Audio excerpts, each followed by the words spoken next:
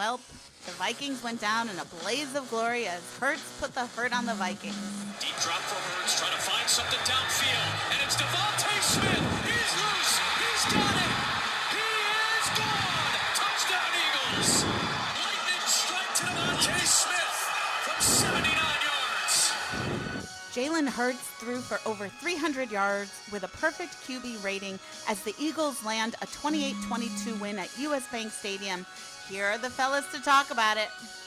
Yes, we are here. Tony Bell, Ryan Peterson, yours truly, Eric Peterson, quality control with the opens, with all the pictures you'll be seeing. That highlight courtesy of the NFL on Fox. Gentlemen, I start with you, Ryan Peterson. Great last name. That's why you're getting the first reaction to this 28-22 loss to Philadelphia. Your thoughts about what transpired at US Bank Stadium as the Vikings now are 1-2 at home. Well, I said Facebook, I am not mad that they lost. I'm mad with all the missed opportunities, Wentz throwing absolutely boneheaded passes, and the refs were absolute garbage. There was that holding Naylor's touchdown that shouldn't have been called. There was a holding on the first touchdown the Eagles threw, and no one denied. Ridiculous. Tony, your thoughts about what transpired at US Bank Stadium today? The Eagles coming into Minnesota, doing what they normally do against the Vikings. They get a win, 28-22. Jalen Hurts, perfect day today. Yeah, that's a great picture, right? How's that killer offense? 6 points again, Tony, in the first half. It seems to be their number. Your thoughts? First things first, quality control. Could you put that little, what you call it up there?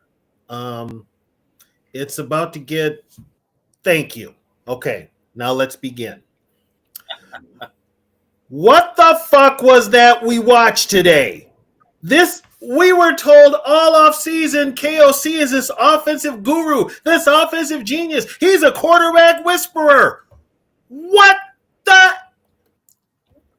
6 points? Seems to be their number in the first half. And you can't come out of you can't start the game. It's like you come out flat every single game. Flat every single game. It makes no sense. The only thing this team does consistently is be inconsistent. That's it.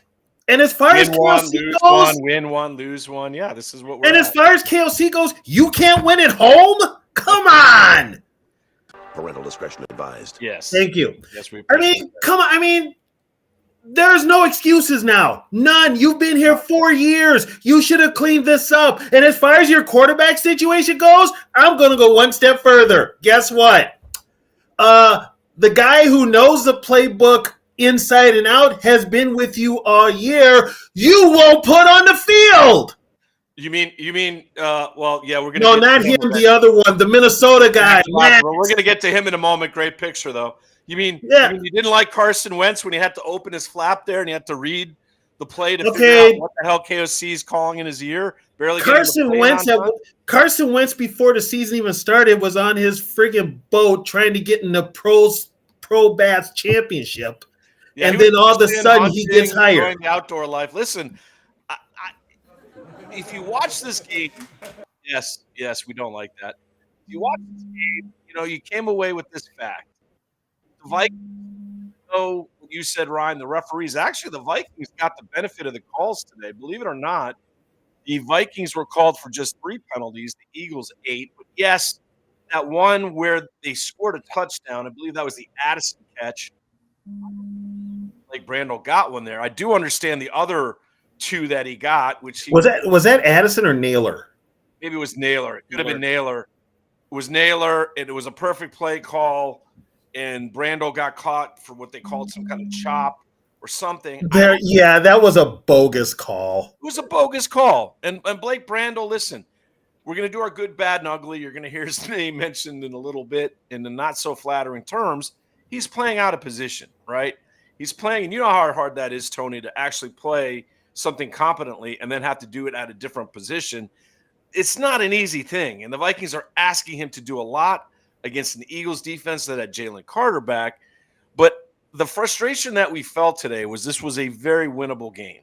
The Eagles didn't do anything overly impressive. Jalen Hurts was. He had a perfect rating today, 158.3. We'll get into that as well. That's a lot to do with Flores' defense today that couldn't get to the quarterback. And when they did, he does what he does best, which is extend plays, which is why the Vikings need a quarterback that can do so as well. Wentz did extend plays late in the game. He actually had a couple nice runs.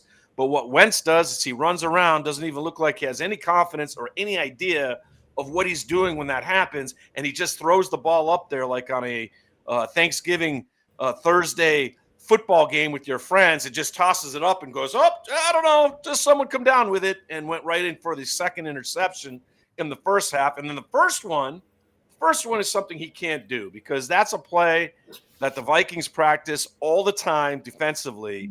So Wentz has to know that play where the linebacker goes to the blind spot on a in route where he's looking for the pick, and he threw it right to him. Granted, he got plowed by Jalen Carter, 330 pounds, destroyed him. So, but that those 6 points is what was the difference in this game. And I'll say it because it was a 7-3 game at the time, I believe.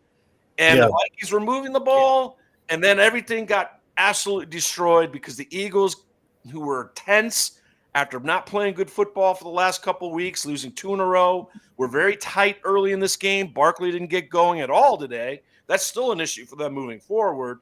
But the Vikings, after that, it was deflation, down 14-3. They came back and kicked a field goal.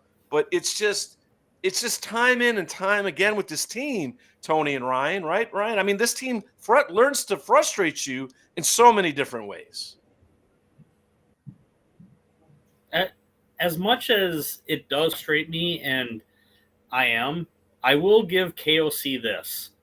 He hasn't lost the team. The team could have quit on. I mean, they could position like the Jets are, the bar. I mean, the players still play for him. Is his play calling maddening at times? Absolutely. But he is doing, and I think he knows what he's doing with JJ. He doesn't want to risk hurting him further. And to his benefit, JJ is only 22. So if for some unexplained reason he does sit for the rest of this year, which I don't think he will, but I think he'll be fine. In the long run, he'll be fine. They just got to get through this. They're not going to get through this with Wentz. To set you up on this too, Tony. No, good point, Ryan. I get what you're saying. No, they're not. They're not quitting on Kevin O'Connell. They definitely aren't. They're not quitting yet. But guess what? If this keeps up, you're going to see some drastic changes in that locker room. We saw it in 2023, and it cost Judd Zolgad his credentials because he talked about it. Yeah. So I mean, it's frustrating as hell, but guess what? This is all on the head coach. He put this team out there. Yeah. He's the one calling the shots at who starts, who doesn't start, who plays, who doesn't play. Okay? That's on the head coach. We got from our fan group here, Cool Papa Bell 620 adds, guys, Wentz lost his edge after back-to-back injuries. He also came back too quickly after the back injury because Foles was taking over the team. Well, I think he's playing hurt. I think he's really hurt right now. He's hurt. Is it Metellus not playing all around like that? Yeah, Metellus definitely struggled today. He's definitely one of the guys that had a horrible time. The whole secondary did, but there's many reasons for that too, and we'll get into that. I'm going to counter with this though. Statistic, Ryan, and this is what you need to see from an elite coach. And though you can say Kevin O'Connell seems like a really nice guy, has a nice personality, treats everyone with respect, you want to pull for the guy, here's where he gets derailed, and this team's going to get derailed, and they're not going to get to where they need to be. One, you need balance on offense, okay? You can't have these numbers, 23 rushes, 42 pass attempts. In a game that was quite close throughout. When he bails on the run is at the most inopportune times. 2nd and 1, 3rd and 1. Why are you not running for the first down? Which led to 2 incomplete passes, by the way. Yeah, down at the goal line. Down at the goal line. All right. These things cannot happen. His propensity over the last 2 or 3 years, when you watch the Vikings drive the ball, is I'm going to get this touchdown passing the ball. And here's the other issue. When you don't have a lucid quarterback, when you don't have a quarterback that can beat you with his feet, okay, JJ can. Eventually we hope to see that.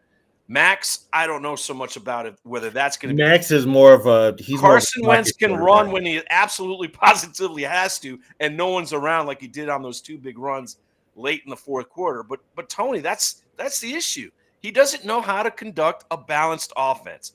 You're not going to win in the National Football League when you run a one-sided offense. The Eagles won a Super Bowl last year. Why? They ran the ball. They had Saquon. They ran the ball. They had one of the most effective years running football ever. All right? The Chiefs, Andy Reid, throw, Mahomes, throw. No. Pacheco, run a balanced offense. Come up with some crazy, zany plays, which he did again today. Create something that maybe we haven't seen. And the Vikings' only touchdown today inside the red zone came on another trick play. Came on the Wildcat, right? With Wentz going out of the receiver position. And let me tell you, Mason barely got across the goal line. So this is the problem. Here's the thing with that, though, too. Offense. Here's another thing, too. You can kind of see now why KOC was never an offensive coordinator. There's no consistency to his offense. Yeah, he was never an offensive coordinator, and it shows now. And when I look at him, there's two questions. We've had 2 recent coaches that came with all these offensive credentials, but yet when they're play calling, it was time for them to call the plays. They weren't that great.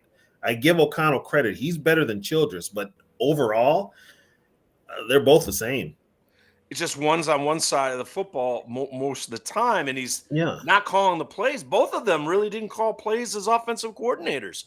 And here's the issue. Maybe make it easier for yourself. We said this before. Let Wes Phillips help you out. Let there be a moment where maybe you take some of that pressure off, because it seems to me you can't go into half times of games only scoring 6 points. This has happened 3 times out of the 6 games you've played, 6 points at half. So what does that then mean? The Vikings have to do what? Come from behind. If for some reason they were able to do it that one year, it was magic with Kirko, okay? They came back 9 times. This is a repetitive situation that Kirko's not here anymore. There you go. Those statistics right there. Red zone offense. It's also it's not a formula for championship football either. You're just playing cardiac kids right now. Your kicker can't lead the team in points with 16, and you get 6, and this is what happens. This cannot happen. You're not going to win at home kicking field goals and not scoring touchdowns. Here's the thing. Now, get this. Can you imagine KOC running an offense and having Adrian Peterson in the backfield? Oh, my God. Yikes. No. Yeah. Peterson wouldn't be. So can I ask you guys something? Style anyways. Yeah, Ryan, absolutely. Jump in anytime. How long until the Miami coach gets fired?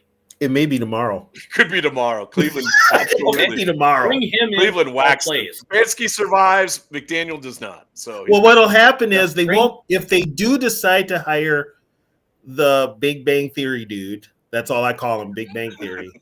They couldn't hire him till after the season. Yeah, no, I agree. And I think he'll want to a consultant. Actually, and I don't know if they will, because he'll have to play out his contract, Ryan. So if it's guaranteed, he could just sit for the year like Zimmer. Well, it sounds like right now he didn't get an extension.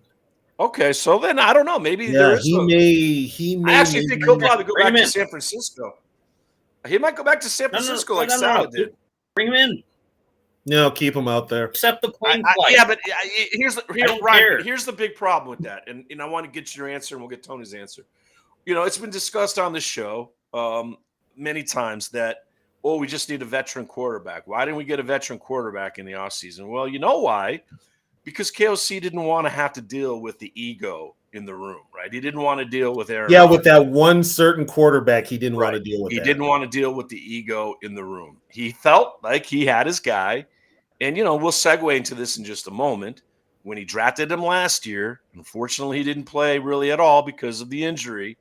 And now we hear, well, his footwork's sort of slow and his ankle is still bothering him. Well, these are things that needed to be resolved. If his footwork's still bad, that's on coaching, though. That's something you can coach that out of. So, that has to be the Vikings quarterback coach. McCown's got to deal with this, get him straight. And and that Atlanta game that he played, those 4 quarters he played, they were brutal. But as I've said before, when KOC got here, he already had a proven pocket passer. Yeah. And those are the types That's of what he quarterbacks wants. that he likes. He's asking Carson Wentz to do 5-6 step drops. Yeah. That's why he's getting sacked. Yeah. Your offensive line, here's the logic. You got a tackle playing center. You got Donovan Jackson, who's a rookie, just back from injury. O'Neal looks like he should still be on the IR because he was a statue today. And you're asking your quarterback, Carson Wentz or J.J. McCarthy, to drop back 5 or 6 steps, negotiate the routes, and make these elongated throws? That's horrible coaching. I don't know if you guys noticed this, but every time, and I watch really closely, the Eagles didn't line up on Donovan Jackson a lot. They lined up on Brando because that was the weakness. They knew it. When they lined up on Jackson, they were not getting through. Yeah, he lined up on Brando. And also with center play, what a lot of people don't realize this, and I go back to history, Alan Page is really good at this. Allen would line up at the center because he was so quick off the ball. It takes the center a long time to get up and engage once you snap the ball. Yeah. Jalen Carter did that today on Brando. And the 2 sacks were the result of it. So, I mean, yes, Brando's playing out of position. And Brando's going to be a liability till, I don't know, Juergens comes back. Well, Juergens was no better than Brando. Oh, that's the other question. This is great that you brought that name up, Tony. He came back in the game, Juergens did, and he got hurt again. No, that was Philly's Juergens. Was that? Are you sure? Because I swear that was Philly's Juergens. There were two Juergens on the team. No, but there was number 65 on the Vikings. Was that center today? Yep. And it was. I think their Juergens is 65 also. No, I'm swearing. No, 60 Lane Johnson. I agree with Eric. No. Juergens was in the game, Tony.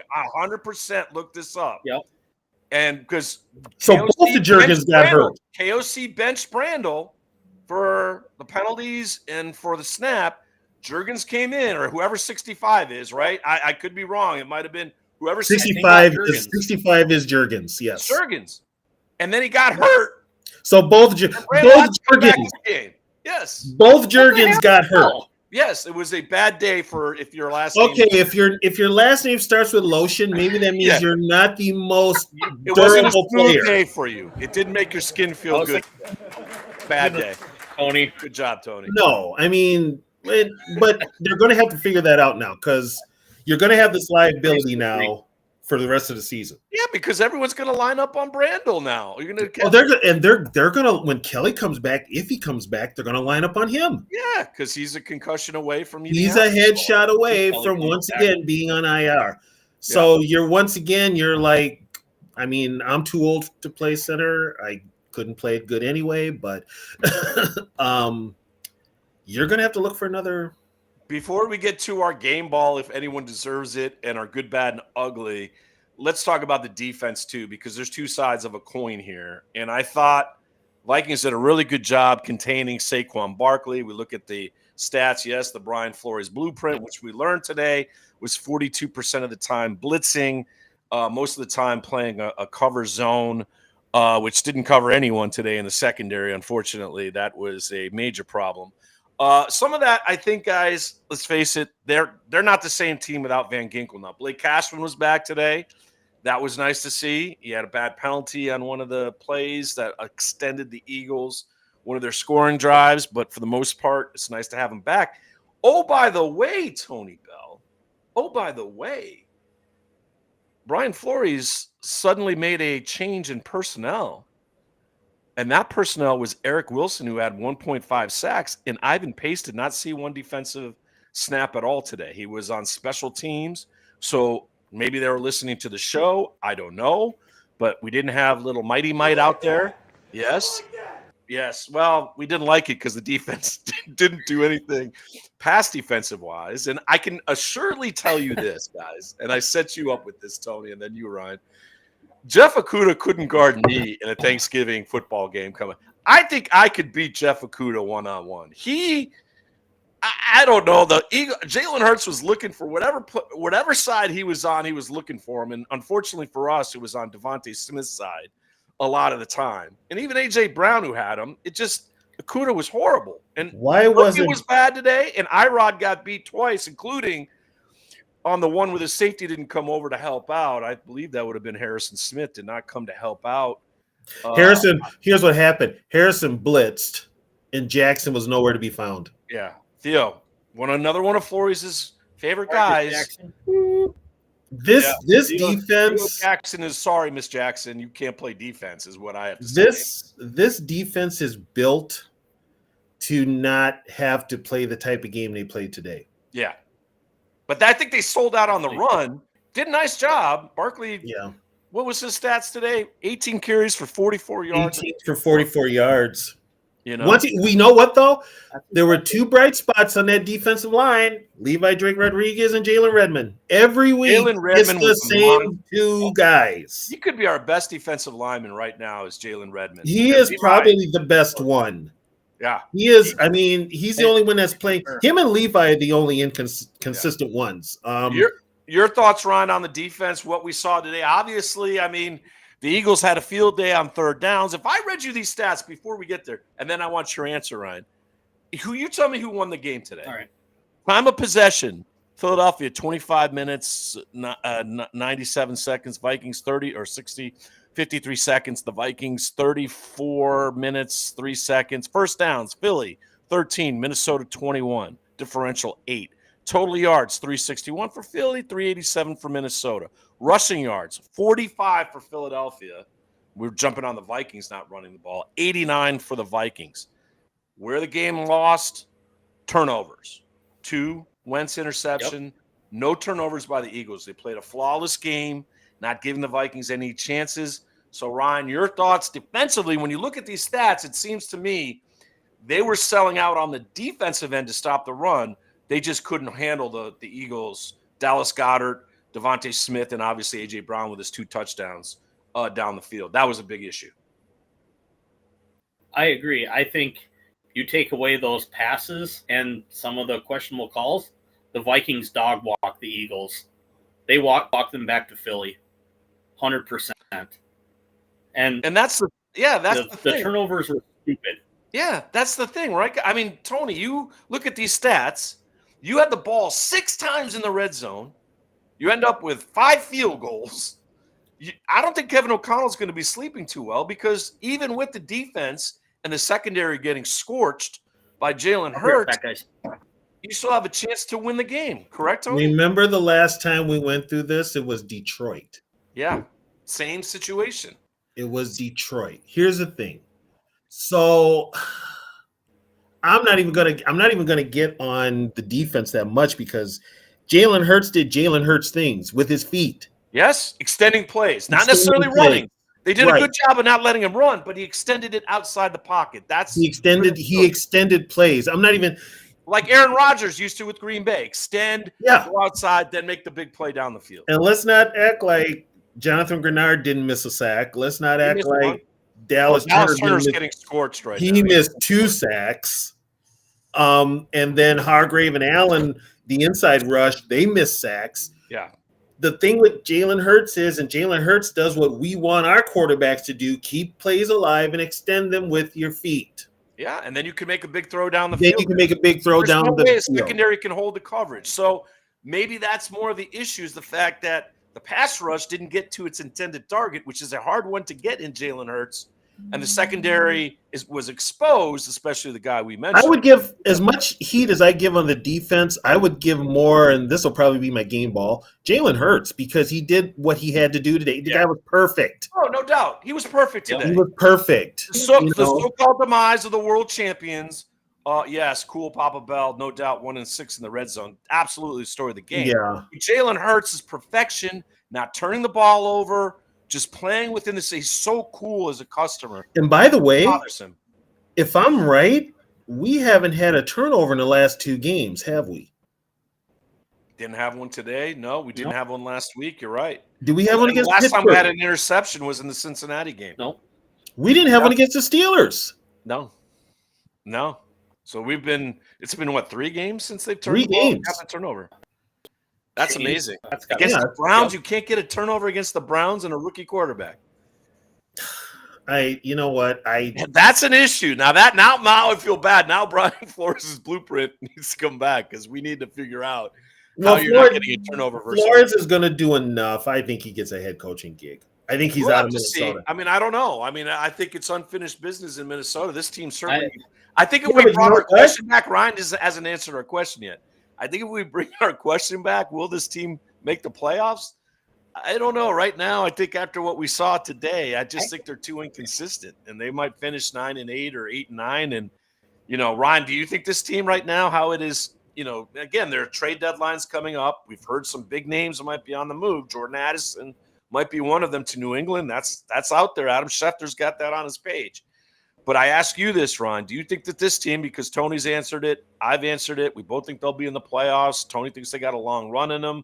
Bill Dunkel has them going to the Super Bowl and winning. He now knows that that's not going to happen. But you look at this team. Is this a playoff team right now, Ryan? Angry Vikings. I think if they can get the players, a lot of it's going to depend on how they do the next games. But if they can get the right guys back, they have the talent to do it. But has the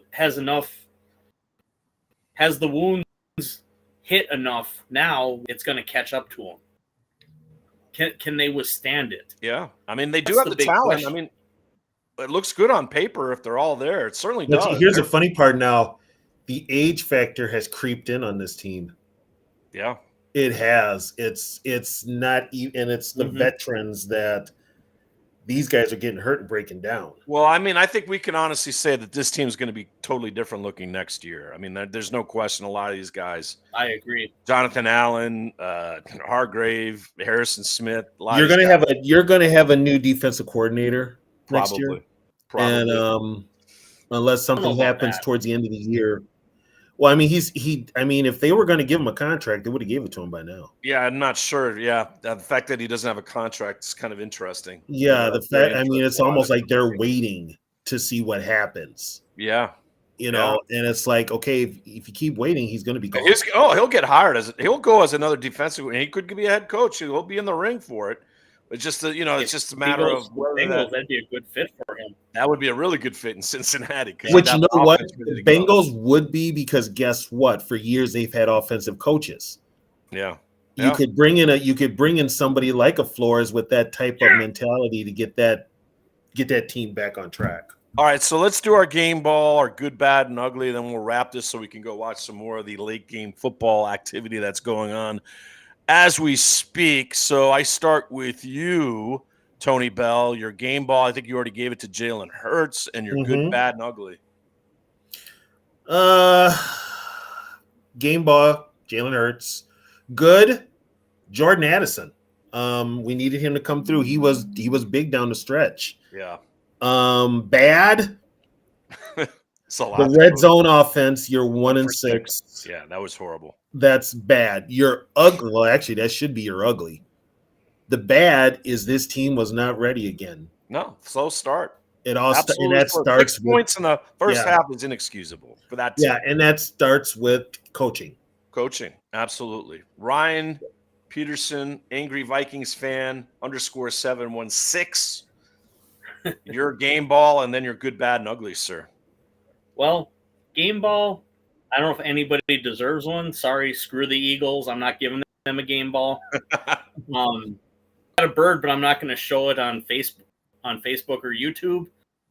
The bad, the play calling, and the secondary defense. And the ugly is Carson Wentz. Yeah, you can't. That's a great one, Ron. You really can't take away those 2 interceptions, because that changed this game completely right at the beginning of it. You knew this was not. Oh man, now the Vikings are behind by 8, or by 11 at that point, and they got another field goal. But it was just that was so deflating because this Eagles team was ripe for victory. You had a chance to beat your old team. This was a revenge game for him, right? And Hurts was the guy that literally replaced him. So this was his opportunity. And then the second interception where he just tossed it up there is embarrassing. And, it's quite evident. If I went to show you the statistic in this game, Jalen Hurts had a 158.3 rating. Carson Wentz was at 64. So that is what won and lost this game. We could talk about secondary. We could talk about everything else. The fact that one quarterback was so much better than the other is the bottom line why Philadelphia is now 5-2 and Minnesota is 3-3. So my good, bad, and ugly, and then final thought to this one. The good, if there was any for the Vikings, I think Tony or Ron, you brought it up. Jordan Addison looked like just absolute baller out there with 9 receptions. Will Reichert, 5 field goals. Quietly was 5 for 5 and an extra point, so he accounted for 16 of the 22 Viking points. And actually, Minnesota today actually is the best game that they've had with penalties. They only had 3 today. They've been averaging over 8. They were tied with the Patriots for the worst penalty team in football. Today they were a lot better, though there were some questionable calls. The bad, Blake Brandel. I can go over these. Let's just go over the snap ball over Wentz's head for a 23-yard loss. He got smoked by Jalen Carter, leading to Wentz getting smacked. He got smoked. He got smoked twice. He got smoked twice. He literally got smoked. He was grabbing his shoulder, which probably didn't feel too good. He also, of course, got called for the holding one on the touchdown pass. And that was questionable. That was really questionable. And, you could argue that the 2 sacks that he gave up, which were both on Brandel, really kind of ended up being a 14-point swing headed toward the Eagles. No, we're not going to. No, Drake May, no. Okay, quality control. This isn't a patch show. You want to do a patch show, you can have your time after. And you know what? Calm down there, QC. You played the Titans today. Yeah, exactly. The ugly has to be, as we've already said, the red zone offense 1 for 6, and the secondary just getting scorched left and right on big passes, especially on third down. Right, the third down backbreakers is what kills you. You can't expect to win games. That many times in the red zone, and all you come out with is field goals. When you give up A.J. Brown, when you look at the statistics, A.J. Brown, 4 receptions, 121 yards, 2 TDs. Devontae Smith, 9 receptions for 183 yards and a touchdown. You're in for a long day. So what are our final thoughts as we wrap this up? It's pretty simple. This is a very inconsistent Minnesota Vikings team. This is not a team how it's currently constructed. Yes, Ryan brings up if they get healthy, maybe it'll be a little bit better. Honestly, it's time to see what the future is. It is. Whether it's Mad Max, whether it's JJ Thursday night out here in LA against the Chargers, it's got to be. It's got to be. Carson Wentz is a 500 quarterback, basically a few games over 500 quarterback in his career. He's been on 6 teams in 6 years. He's a nice backup. He played hard. Prince Harry played hard today. He left it on the field. I can't take that away from him, making those 2 big runs. But 1 for 6 in the red zone, he has his limitations. And one of them is accuracy. And when you're a quarterback and you're not accurate, you're going to have some frustrated receivers, and you're not going to win football games. There were 3 throws in a row that he made. Go look at the tape. Addison was wide open. Would have been a touchdown. He had to come back and make the catch. Horrible pass. Was caught. He had one where C.J. Ham was wide open. All he had to do was he saw him. And that was one where Greg Olsen, who did the game today with the meme, said, "Oh my God, just throw that to C.J. Ham. He's wide open." Yeah. You can't miss that. And then Amin goes, yeah, Wentz has had some questionable plays so far today. You think you're not going to win a Super Bowl with Carson Wentz. And guess what? You're not going to win a Super Bowl with Aaron Rodgers or Joe Flacco either. Not going to happen. What you can do is possibly build a franchise quarterback. Mad Max, JJ, let's see how good you are, Kevin O'Connell. Let's see you do it, because Sam Darnold was a first-round pick, already had brought talent into it. JJ is a 10th pick overall. This should be your guy. Now he's hurt. Okay, is he Tin Man? We're going to find out.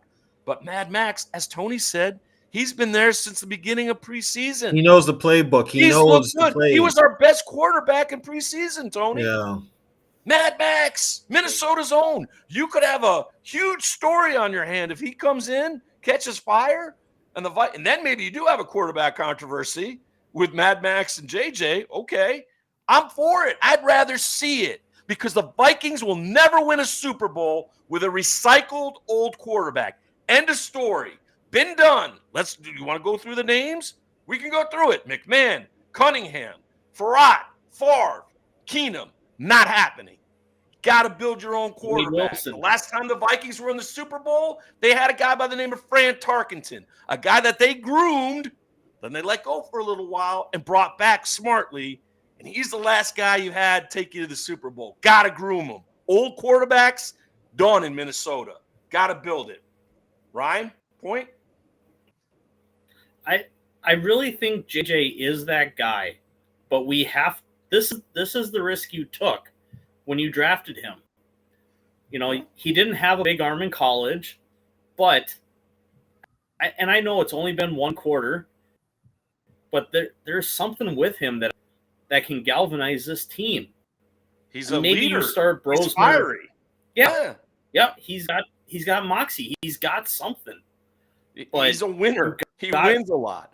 Give him a chance. I mean, honestly, Tony, are you with me on this? Because we can't go back in time and expect these quarterbacks who are older to come in and lead us to the promised land. Not going to happen. We got to develop one of these guys. Yeah, and I'll tell you what. There's only a certain type of quarterback that KOC can develop. That could be a problem. JJ's not that type of quarterback. Mad Max, though, is a drop-back quarterback. From what Mad Max is the perfect one. Let's see it. Perfect. You got 4 days. 4 days. Let's see it. Let's see it here in Los Angeles.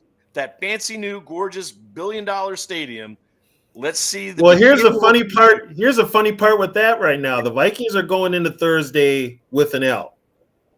The Chargers are about to host that game with a big fat L because Indy is just dog walking them right now. No, the Chargers are hurt. They're banged up. Here's the thing. When we all said, and I can't believe I just said that again. Here's the thing. Hate when I say it. When you looked at the schedule, we looked at all these games. Philadelphia probably put an L by it, right? The Chargers, L by it. Harbaugh going against the Vikings, revenge.